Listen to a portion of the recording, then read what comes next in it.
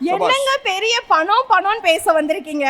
நான் கேக்குறேன், இங்க இருக்க பசங்களுடைய அப்பாக்களுக்கெல்லாம் எத்தனை கோடி சொத்து இருக்குன்னு யாருக்காவது தெரியுமா? இங்க இருக்கக்கூடிய பிள்ளைகளுடைய அம்மாக்கெல்லாம் எத்தனை பவுன் நகை வச்சிருக்காங்கன்னு யாருக்காவது தெரியுமா? ஆனாலும் இங்க இருக்கக்கூடிய அத்தனை பேரும் வாடா மாப்பிள்ள, வாடா மச்சான், வாடா மாமான்னு சொல்லிக்கிறாங்க இல்லையா?